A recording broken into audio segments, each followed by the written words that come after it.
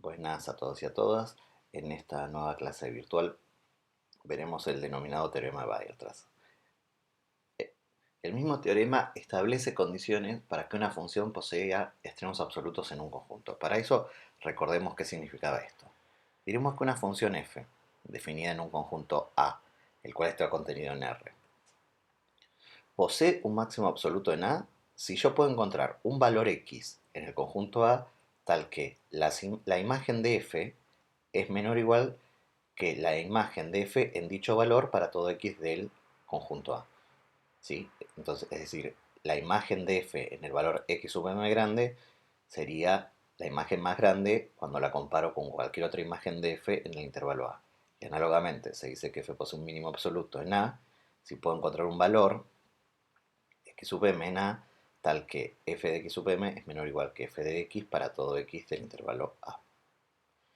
Bueno, entonces estamos en condiciones de establecer el teorema de Weierstrass. El teorema de Weierstrass establece lo siguiente. Si f es una función continua en un intervalo cerrado a b, entonces f alcanza su máximo o mínimo mínimo absoluto en a b.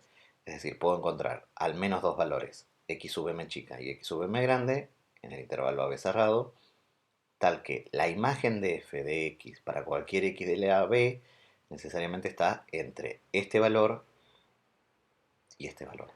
Aquí presentamos dos situaciones gráficas de una función continua definida en un intervalo cerrado AB. Por ejemplo, en la primera situación, en este lugar se alcanza el máximo absoluto y en este lugar se alcanza el mínimo absoluto. En la segunda situación, existen varios lugares donde se alcanza el máximo absoluto. Notemos que la altura máxima o el máximo absoluto es único. Puede haber varios lugares donde se obtenga.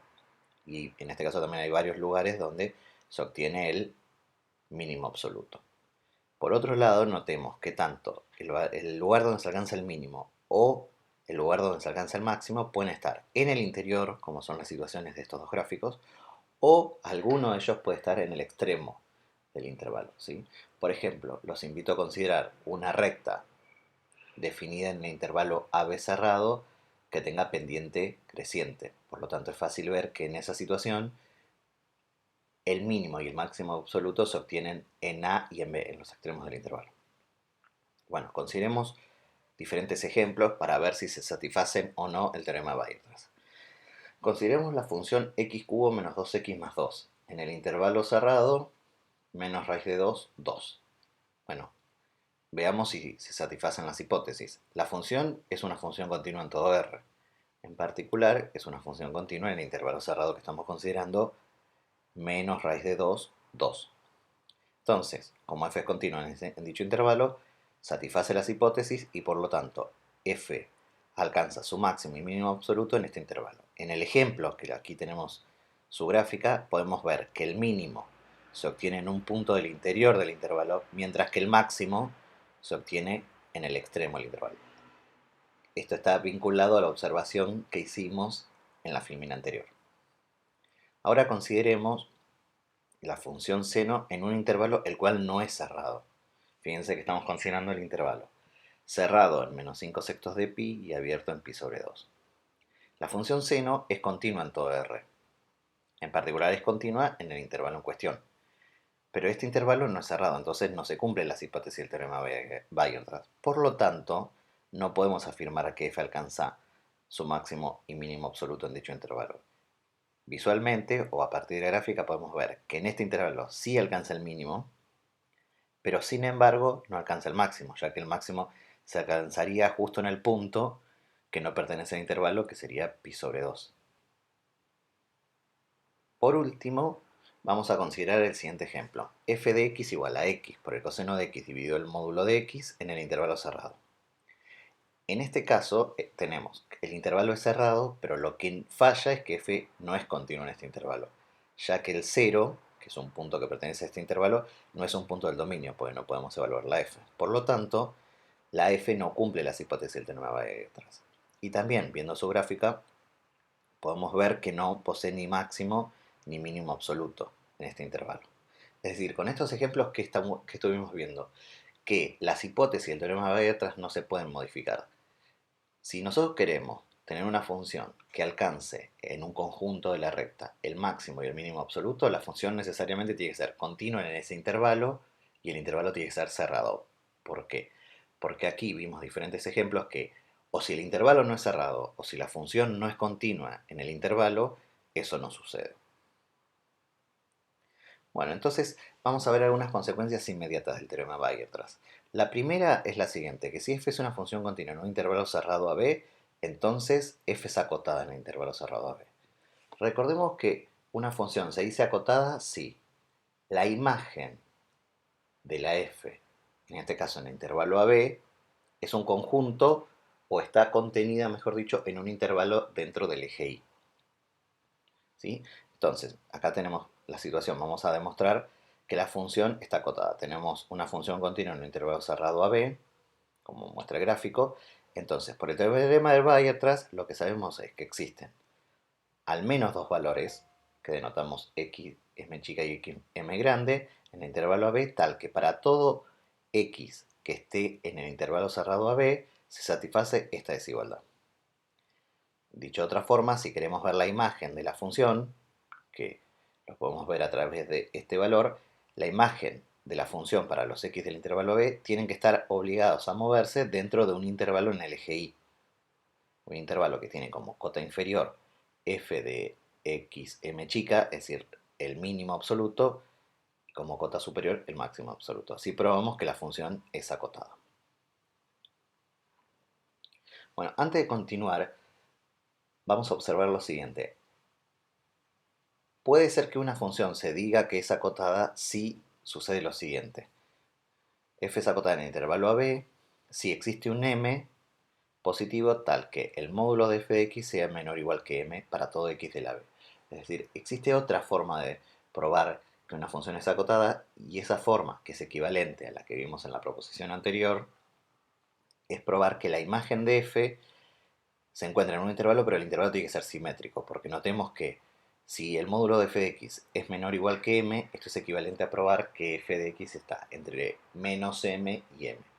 Entonces, lo que vamos a hacer es que vamos a ver que con esta definición de acotada, que es equivalente a la que se usó en la proposición anterior, también se puede probar la noción de acotación. Entonces, queremos usar esta definición en la demostración anterior. Vamos a llamar m al máximo estos dos valores, al mínimo en módulo y al máximo de la f en el intervalo b. Entonces consideremos lo siguiente. La primera observación que tenemos es que si nosotros evaluamos f en x sub m, sea cual sea el valor de f en x sub m, seguro es menor o igual que el módulo de dicho valor. Y por otro lado, este valor es menor o igual que m porque es el máximo entre estos dos números.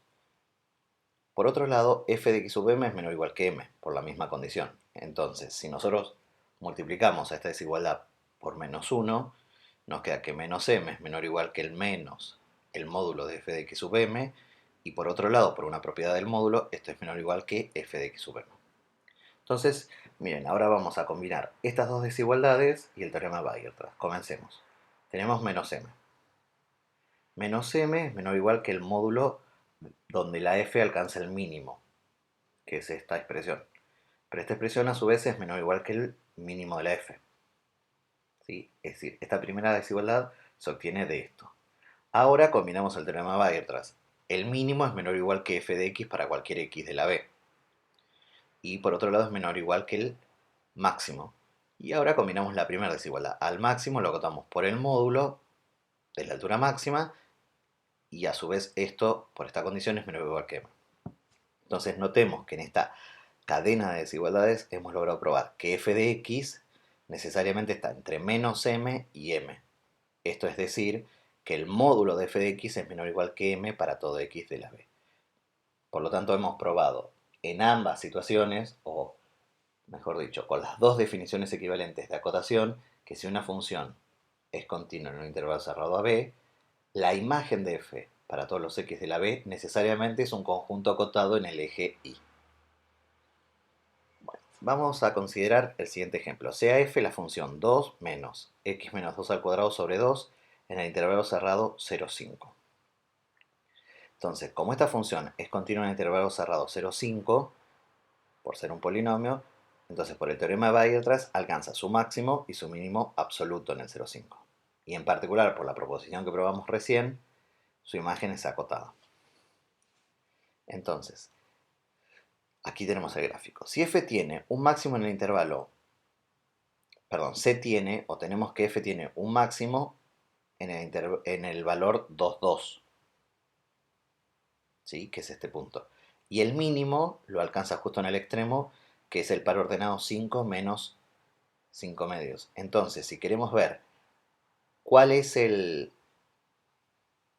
m para que la función esté acotada, perdón, aquí debería ir un m mayúscula, lo que tendremos que hacer es tomar como m el máximo entre la función en su valor mínimo, que es 2, el módulo de 2, y la función en su valor máximo, que es menos 5 medios. Y esto nos da 5 medios, por lo tanto podemos afirmar que si queremos ver que la función está acotada en un intervalo simétrico en el eje y, la función está contenida en el intervalo menos 5 medios en el eje de las sillas. Y por lo tanto es acotada. Bueno, por la proposición anterior probamos que si f es una función continua, entonces su imagen está incluida en un intervalo cerrado que es el valor mínimo y el valor máximo. Lo que nos planteamos ahora es si será posible averiguar qué tipo de conjunto es la imagen de f a través de un intervalo cerrado. ¿Sí? Entonces tenemos la siguiente proposición. Si f es una función continua en un intervalo AB, entonces la imagen de f restringida al intervalo AB, es decir, lo que me vuelve f cuando le aplico f a todo el intervalo AB en el eje de las síes, es necesariamente un intervalo cerrado. Dicho muy coloquialmente, una función continua transforma un intervalo cerrado en otro intervalo cerrado, pero en el eje de las síes. Vamos a ver esto.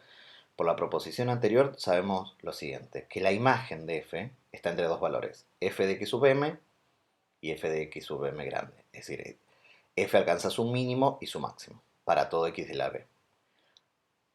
Esto ya lo tenemos probado, entonces esto lo que prueba es que la imagen está contenida en un intervalo. Lo que nosotros queremos probar es que la imagen de f para todo x de la b es todo un intervalo. Entonces lo que nos restaría probar es lo siguiente, vamos a tomar un valor intermedio k entre f de x m chica y f de x m grande. Es decir, vamos a tomar un valor intermedio entre el mínimo y el máximo. Y vamos a ver que dicho valor pertenece a la imagen.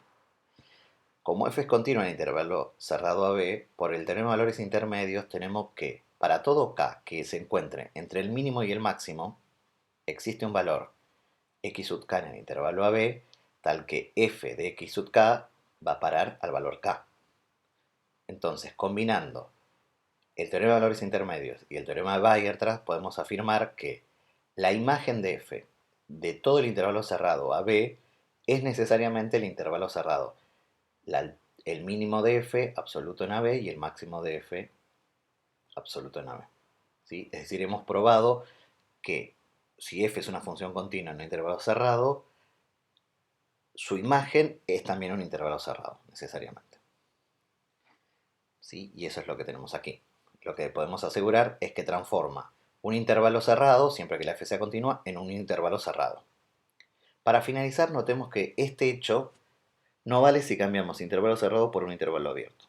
Por ejemplo, basta considerar como f la tangente y como intervalo j el intervalo abierto menos pi sobre 2 pi sobre 2.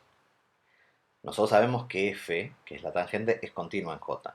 Pero sin embargo, si hacemos la imagen de f, es decir, la imagen de la tangente para el intervalo menos pi sobre 2 pi sobre 2, en el intervalo, en el eje de las síes, eso me da r, que obviamente no es un intervalo acotado. Entonces, con este ejemplo podemos ver que necesariamente la función tiene que ser continua y el intervalo tiene que ser cerrado para que transforme un intervalo cerrado en otro intervalo cerrado. Porque para abiertos no sucede. Repito, la función tangente, que es continua, agarra un intervalo abierto, por ejemplo el j, y no lo transforma en un intervalo abierto y acotado, porque transforma de un intervalo acotado a toda la recta. Bueno, espero que les haya sido de utilidad y nos vemos en la próxima clase virtual.